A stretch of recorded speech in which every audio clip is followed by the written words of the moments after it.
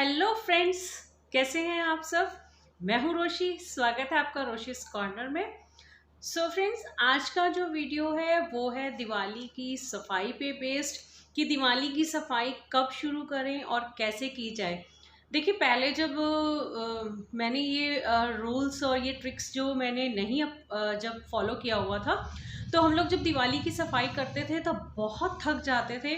और इवन त्योहार वाले दिन, दिवाली वाले दिन भी हम इतना बिजी रहते थे। लेकिन जब से मैंने कुछ आइडियाज़ और कुछ टिप्स को फॉलो किया है, तब से अब मैं दिवाली से एक दो दिन पहले ही सफाई से फ्री हो जाती हूँ।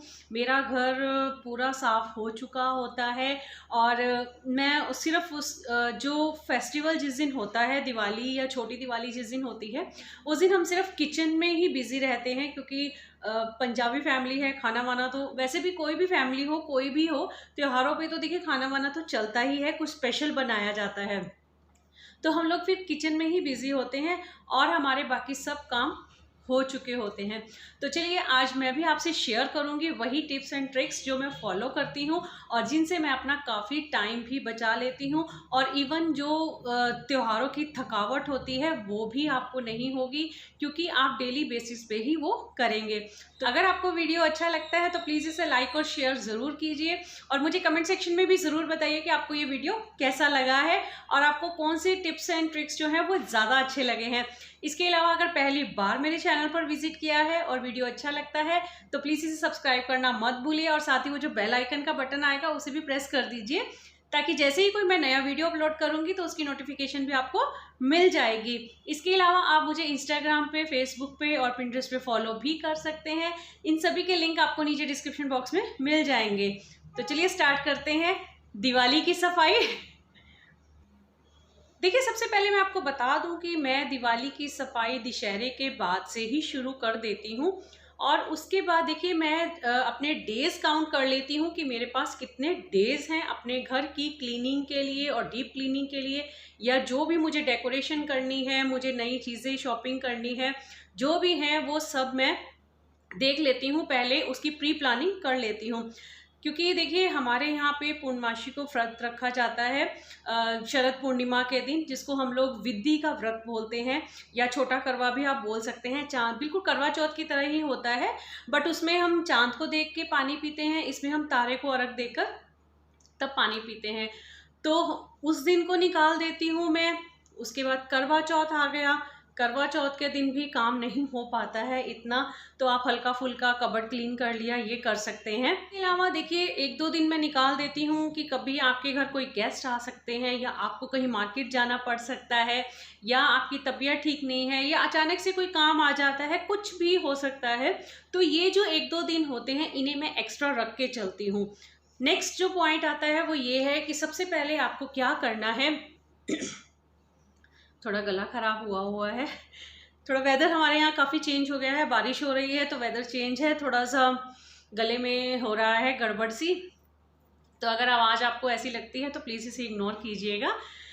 सबसे पहले आपको क्या करना है, आपको अपने एक तो पहले आपको डेज काउंट कर लेने हैं कि मेरे पास इतने डेज हैं, मुझे इतने डेज में ही क्लीनिंग करनी है। नेक्स्ट पॉइंट जो है वो ये है कि उसके बाद आपको अपने घर में जितने भी आपके घर में रूम है, आपके टॉयलेट बाथरूम है, आपकी लॉबी है, आपका ड्राइंग रूम है, आपका डाइनिंग रूम है, आपकी किचन है, स्टेयर्स हैं, जो भी जितना भी है, आपको उस जिस जिस सेक्शन में आप उसे क्लीनिंग करते हैं, तो उस सेक्शन के अकॉर्डिंग आप उन्हें काउंट कर लीजिए कि आपके यहाँ कितने हैं। जैसे मैंने अपने काउंट किए हुए हैं कि मेरे पास स्टेयर्स है, ड्राइंग रूम है, डाइनिंग रूम है, किचन है, तो उनको मैंने काउंट कर लिया और उसके बाद मैंने डिवाइड कर दिया कि मुझे एक दिन में ये और ये क्लीन करना ही करना है। चाहे आप उसे मॉर्निंग में कीजिए, चाहे आप उसे थोड़ी देर मॉर्निंग में कीजिए, फिर दोपहर में कीजिए, फिर शाम को कीजिए या रात में कीजिए, बट एक अपना फाइनल कर लीजिए कि मुझे आज ये क्लीन करना है तो करना ही है, चाहे आप रात तक को क्लीन करके सोए उसे। तो आपको एक पेपर लेना है, उस पर अपनी ये प्लानिंग जो है वो आपको लिख देनी है कि सबसे पहले आपको डेज काउंट करने हैं, उसके बाद आपको जितने भी आपके पोर्शंस हैं उनको काउंट कर लेना है और उनको डिवाइड कर देना है। देखिए, हो सकता है कोई टॉयलेट बाथरूम में आपकी ज़्यादा देर नहीं लगे, तो कोई रूम भी ऐसा हो सकता है जिसमें आपको देर नहीं लगे क्लीन करने के, डीप क्लीनिंग करने में, तो आप उन दोनों को एक दिन में कर सकती हैं। इस तरह से आप अपने डिवाइड कीजिए अपने काम को, तो देखिए आपका जो क्लीनिंग है वो कितनी जल्दी हो जाएगी। देखिए उसके बाद ये अलग अलग डिवीजन करने के बाद आपको फिर ये डिसाइड करना है कि जो रूम आप क्लीन कर रही हैं उसको आपको डीप क्लीन करना है। इवन आप उसकी कबर्ड्स जो हैं उसको भी क्लीन कर दीजिए अगर आप क्लीन करना चाहती हैं तो। अगर आपने सोचा कि मैं रूम ही क्लीन कर लेती हूँ, कबर्ड बाद में करूँगी, तो देखिए बाद का काम बाद में ही हो जाता है। इसके अलावा देखिए जो मैं ये टिप्स एंड ट्रिक्स बता रही हूँ, अगर आप अभी दिवाली की क्लीनिंग कर रहे हैं और रेगुलर में आपका घर मैसी रहता है, तो देखिए ये या आपके घर में क्लीन सफाई नहीं रह पाती है, या आपका घर गंदा है, आप सोचती हैं कि क्लीन करूं, तो ये जो मैं आपको टिप्स दे रही हूँ ये आपको क्लीनिंग में बहुत हेल्प करेंगे। इसके अलावा उसके बाद दिवाली की क्लीनिंग के बाद भी आप अपने रूम्स की रेगुलर थोड़ा थोड़ा क्लीनिंग करते रहेंगे तो आपका घर कभी भी गंदा नहीं होगा। आप उसे वीकली, मंथली और एनुअली, हाफ ईयर एनुअली, इस तरह से भी जो डीप क्लीनिंग है उनको डिवाइड कर सकते हैं। देखिए उसके बाद जो नेक्स्ट पॉइंट है वो ये है कि हमेशा जब भी आप सफाई कीजिए तो अपर से लोअर की तरफ कीजिए और राइट से लेफ्ट की तरफ कीजिए। इससे क्या है, आपको बहुत आसानी होगी। हमेशा ऊपर से क्लीनिंग कीजिए। देखिए अगर आपने नीचे से जैसे टेबल्स हैं, सोफ़ा है, सपोज कीजिए आपने वो क्लीन कर लिए हैं, उसके बाद आप अपनी रूफ पे यहाँ से पंखा साफ कर रहे हैं, तो वो आपकी डस्ट फिर नीचे ही आएगी, आपका सोफ़ा फिर गंदा हो जाएगा, तो आपको डबल टाइमिंग लगेगी, आपका टाइम बहुत वेस्ट होगा। तो हमेशा क्लीनिंग करते हुए ये एक रूल फॉलो कर लीजिए कि अपर टू डाउन, अपर से लोअर की तरफ आपको आना है और राइट से लेफ्ट की तरफ जाना है। इसके बाद रेगुलर की जो सफाई होती है उसमें भी आप अपना यही नियम बनाइए कि जिस रूम से आप सफाई क्लीन शुरू करते हैं डेली बेसिस पे आप वहीं से सफाई कीजिए। उससे क्या होगा कि आपका टाइम बचेगा, क्योंकि हम लोग क्या करते हैं जब कोई काम कर रहे होते हैं सोचते हैं क्लीनिंग कर लें, तो पहले ये सोचने में हमारा थोड़ा सा टाइम वेस्ट हो जाता है कि पहले कौन सा रूम साफ करें। तो उसके लिए भी मैं बता देती हूँ। देखिए सबसे पहले आप कीजिए अपना ड्राइंग रूम साफ। क्यों ड्राइंग रूम अगर आपका साफ है, कोई भी आता है तो पहले ड्राइंग रूम में आएगा।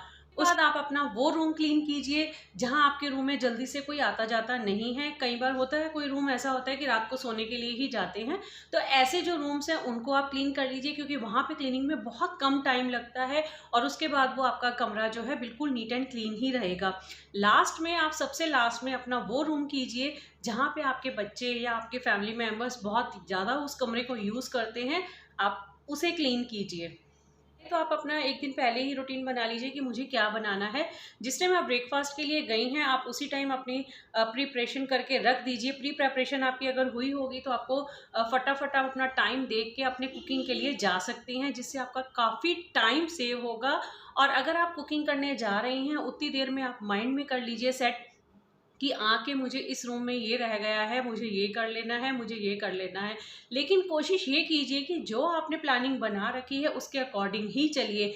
हाँ, 1-2 दिन आपके आगे पीछे हो सकता है आपकी तबीयत ठीक ना हो सकता है आपको कहीं जाना पड़ जाए या गेस्ट आ जाए, तो वो 2-3 दिन मैंने आपको पहले ही बोल दिया है, पहले पॉइंट में क्लियर किया है कि उन्हें आप एक्स्ट्रा लेके चलें।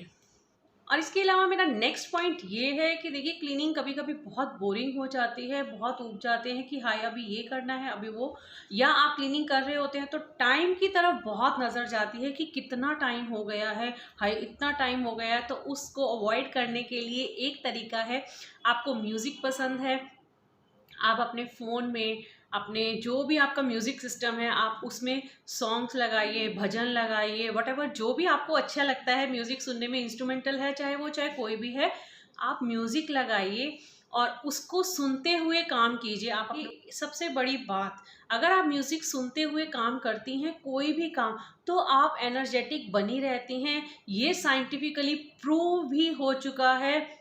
आप चाहे तो गूगल पे सर्च भी इस चीज़ को कर सकती हैं। तो सबसे बेटर यही है कि आप अपनी एनर्जिक बनाए रखने के लिए एक तो म्यूज़िक सुनिए, और नंबर 2, आप हमेशा अपने पास एक एनर्जी ड्रिंक ज़रूर रखिए। जब आप कोई हैवी क्लीनिंग करने लगते हैं, डीप क्लीनिंग, जैसे आपको रूम करना है, आपको 2-3 घंटे और हैवी काम है आपका उस रूम में, तो आपको सबसे पहले क्या करना है, आपको नींबू पानी ले सकती हैं, आप टैंक बना सकती हैं, आप ग्लूकोज ले सकते हैं, आप ग्लूकोन ले सकते हैं, वटेवर जो भी आप यूज़ करना चाहिए। कोई भी एनर्जी ड्रिंक जो आप यूज़ करती हैं उसे आप अपने पास हमेशा रखिए, क्योंकि देखिए 40 प्लस के बाद ना थोड़ी सी एनर्जी लेवल जो है किसी टाइम गड़बड़ा जाता है, मेरा तो हो जाता है। तो मैं अपने पास हमेशा एनर्जी ड्रिंक ज़रूर रखती हूँ घर पे, या अपनी एक बॉटल बना के रख लेती हूँ जिस दिन मुझे एक्स्ट्रा क्लीनिंग करनी होती है, जिससे आप एनर्जेटिक भी रहेंगी और आपका काम भी जल्दी हो जाएगा और आपको थकावट भी महसूस नहीं होगी। देखिए, शायद आपको सुनने में अलग भी लगे कि ये क्या टिप है, ये क्या पॉइंट है, लेकिन एक बात बता दूं कि जो आपने प्लानिंग की हुई है, अगर वो आपकी प्लानिंग कंप्लीट नहीं होती है, किसी रीज़न से रुक जाती है, तो उसके मेन रीज़न ये होते हैं कि या तो आपका फ़ोन में बहुत टाइम स्पेंड होता है और टीवी में, या आपकी बातों में। देखिए, अगर आपकी फैमिली है तो बातों में देखिए टाइम होता ही है, कोई ऐसी बात नहीं, अपनी फैमिली को टाइम ज़रूर दीजिए। लेकिन जहाँ तक हो सके अवॉइड ये कीजिएगा कि आप टीवी और फ़ोन पे एक्स्ट्रा टाइम स्पेंड मत कीजिए, क्योंकि क्या होता है कि अगर आप फ़ोन लेके बैठते हैं ना, तो आपको लगता है कि 5 मिनट फ़ोन देख लूँ, लेकिन वो 5 मिनट कब 50 मिनट्स में कन्वर्ट हो जाते हैं पता नहीं लगता है। तो या तो आप अपने फ़ोन में अलार्म लगा लीजिए कि मुझे सिर्फ 10 मिनट फ़ोन देखना है, और 10 मिनट के बाद आपका अलार्म बजेगा तो आपका माइंड अलर्ट हो जाना चाहिए कि बस मुझे अब और नहीं देखना है, मुझे अपना काम कंप्लीट करना है, वरना मेरा काम बढ़ जाएगा। देखिए, अगर आपके पहले ही क्लीनिंग ख़त्म हो जाती है, जो 3-4 दिन आपके पास एक्स्ट्रा बोनस में रह जाते हैं, तो आप उन दिनों में फ़ोन यूज़ कीजिए ना जितना मर्ज़ी, क्योंकि आपके माइंड में स्ट्रेस भी नहीं होगा कि मेरा काम पड़ा हुआ है, और आप ईज़ी से और शांति से अपना फ़ोन भी देखेंगी, तो आपके माइंड पे बर्डन भी नहीं आएगा, आप स्ट्रेस फ्री रहेंगी। ये तो मेरे कुछ पॉइंट्स थे जिनको आप यूज़ करके अपनी प्री प्लानिंग कर सकती हैं कि आपको दिवाली की सफाई कैसे और कब करनी है।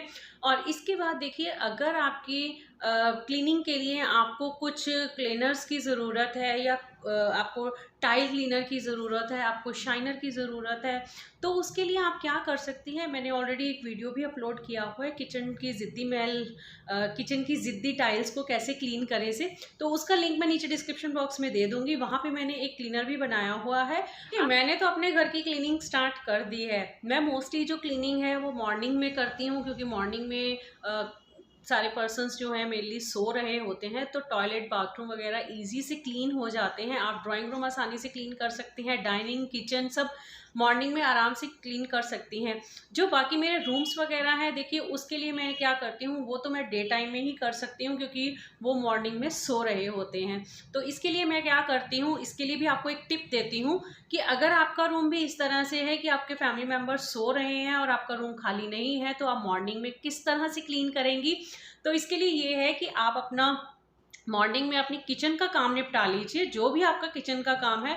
आपको ब्रेकफास्ट की प्रिपरेशन करनी है, आप इवन लंच तक की प्रिपरेशन आप कर सकती हैं मॉर्निंग में ही। तो अपना किचन का काम आप निपटा के, उसके बाद जो ब्रेकफास्ट के बाद का टाइम होता है, लंच बनाने में जो आपका टाइम लगता है, वो आप अपने रूम की क्लीनिंग में लगा सकती हैं।